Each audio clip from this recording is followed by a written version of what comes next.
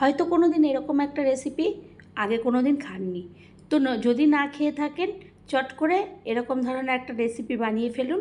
কিভাবে আমি করলাম তার জন্য প্রথম থেকে শেষ পর্যন্ত আপনাদের দেখতে হবে। নমস্কার বন্ধুরা, বং কিচেন বনানি নতুন একটা রেসিপিতে আপনাদের স্বাগত জানাই। আমি আজকে যে রেসিপিটি করব তার জন্য প্রথমে আমি একটা অ্যালুমিনিয়ামের বাটিতে প্রায় 1 কেজির মতন দুধ বসিয়েছি।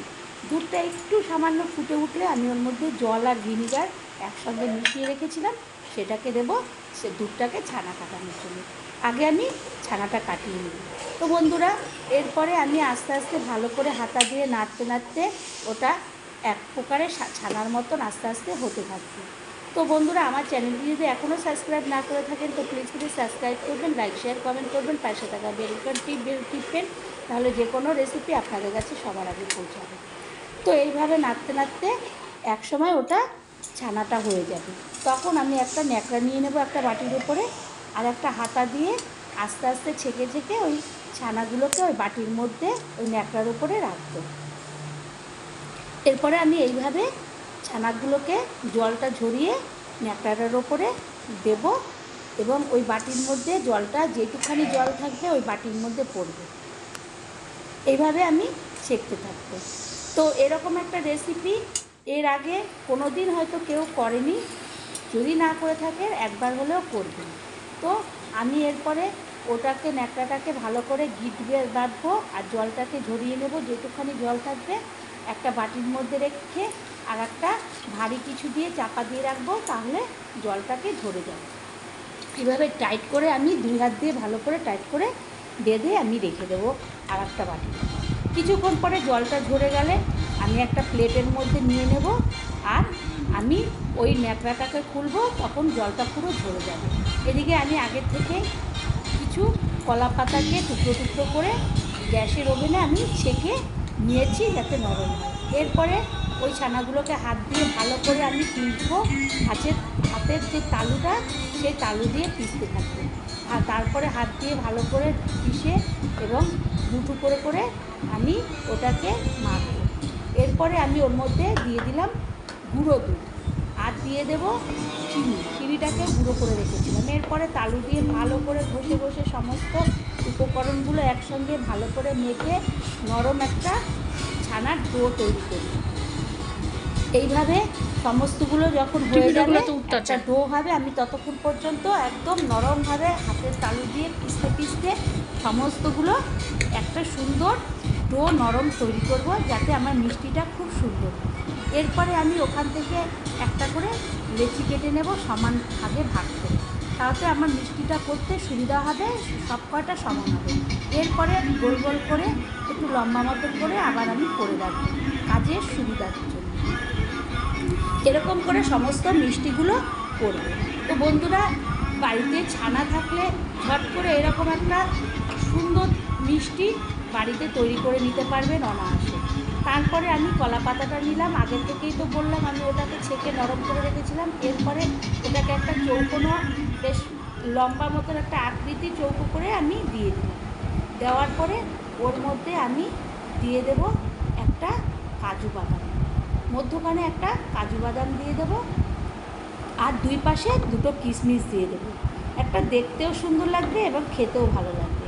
এইভাবে তারপরে আমি পাতাটাকে এক পাশ দিয়ে ফোল্ড করব, আবার আর এক পাশে করব, তারপরে সামনে পেছন দুই দিকে ফোল্ড করে আমি একটা সুতো দিয়ে ওটাকে যেমন পাতুরি করে, মাছ পাতুরি করে, সেরকমভাবে আমি বেঁধে দেবো।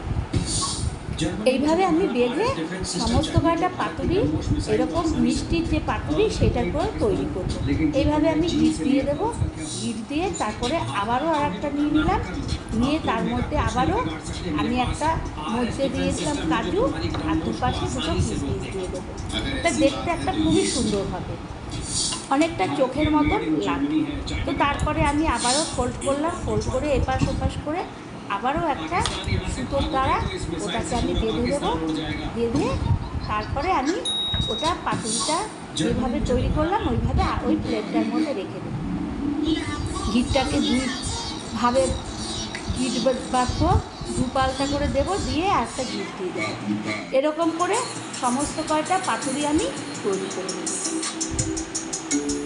তো আমার এই পাতুরিগুলো সমস্ত তৈরি হয়ে গেল। এদিকে তৈরি করার পরে আমি ওভেনে একটা চাটু বসিয়ে দিলাম। চাটুটা গরম হতো, ওর মধ্যে আমি ঘিটাকে আগের থেকে গালিয়ে রেখেছিলাম। তো ওই ঘি গলানোটা আমি চাটুর মধ্যে দিয়ে আর খুন্তি দিয়ে চারিপাশে ভালো করে ছড়িয়ে চাটুটা পুরোটাই আমি ঘি মাখিয়ে দিচ্ছি। তাহলে আমি এই যে পাতুরিগুলো দেবো তাতে সম্পূর্ণগুলো ঘির মধ্যে পাবে। কারণ ওই একটা চাটুর মধ্যেই যে পাতুরিগুলো আমি সমস্তগুলো একবারেই দিয়ে দেবো, তাতে আমার কাজটা তাড়াতাড়ি হবে। এরপরে আমি একটা একটা করে পাতুরি এইভাবে দিতে থাকবো। আর মিডিলে অনেকটা ঘি মধ্যখানটা চারিপাশ দিয়ে এসে ওখানে জমা হয়ে গেছে। তো এইভাবে আমি সমস্ত কটা পাতুরি দিতে থাকবো এবং দেওয়া হয়ে গেলে কিছুক্ষণ পরে আমি ওটাকে উল্টাবো। তো আমার এইভাবে দিয়ে দিলাম, দিয়ে আর একটা লাস্টে ছিল ওটাকেও দিয়ে দিলাম। তো তারপর আবার আর একটা সাইড করে দিয়ে সমস্তগুলো একবারেই দিয়ে দিলাম। তো আমি তারপরে উল্টে দেবো, কিছুক্ষণ পরেই উল্টে দেবো। ওটা হয়ে গেছে, আমি গ্যাসটাকে মিডিয়াম দিয়েছিলাম। তাহলে আমার ওই পাতুরিটা পেছন দিকটা সামনের দিকে দেবো, সামনের দিকটা পেছনের দিকে, এইভাবে সমস্ত পাতুরিগুলো একটা এরকম দড়িটাও খুলে গেছে পুড়ে গিয়ে। তো তারপরে আমি দেখলাম হয়ে গেছে, তখন আমি খুন্তির সাহায্যে একটা একটা করে প্লেটের মধ্যে আমি তুলে রেখে দেবো। তো আমি কিভাবে এই মিষ্টির পাতুরিটা করলাম, আপনারা বাড়িতে একবার হলেও চেষ্টা করবেন, দেখবেন বাড়ির সকলে আপনার কাছে খাওয়ার জন্য বারবার করে এরকম একটা পাতুরি নতুন ধরনের রেসিপি আপনার কাছে বায়না করবে এবং আপনি খাইয়ে শান্তি পাবেন। তারপরে ওটা একটু ঠান্ডা হলে আমি দড়িটাকে ভালো করে খুলবো, পিঠ খুলে তারপরে কলা পাতাটাকে খুলে আমি দেখব যে আমার যে মিষ্টি ভাপাটা আমি করেছি বা পাতুরিটা করেছি সেটা সুন্দরভাবে একটা ডিম্বাকৃতির মতন তৈরি হয়ে গেছে। খুব সুন্দর একটা দেখতে এই পাতুরিটা হয়ে গেছে।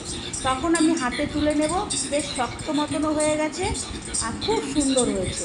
তো এইভাবে সকল পাতুরিগুলো আমি তারপরে আর একটাও আমি তুলবো, তুলে সেটাও দেখবো ঠান্ডা হয়ে গেছে। ঠান্ডা হওয়ার পরে আমি সেটাকেও আবার দড়ির ঘিরটাকে খুলবো, খুলে নিয়ে তারপরে আমি আবারও ওই প্লেটের মধ্যে রেখে দেবো, দেখবো আমার সুন্দর হবে।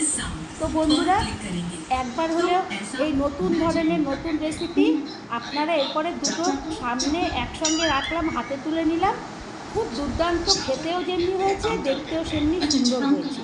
তো আমি এই প্লেটটার মধ্যে দুটো হাতে তুলে নিলাম, দেখলাম ভালো হয়ে গেছে। তো যদি ভালো লেগে থাকে আবারও কোনো একটা নতুন রেসিপিতে আপনাদের দেখা হবে এবং বাড়ির সকলকে একবার হলেও এরকম একটা রেসিপি করে খাওয়াবেন। তো ততক্ষণের জন্য ভালো থাকবেন, সুস্থ থাকবেন, ধন্যবাদ।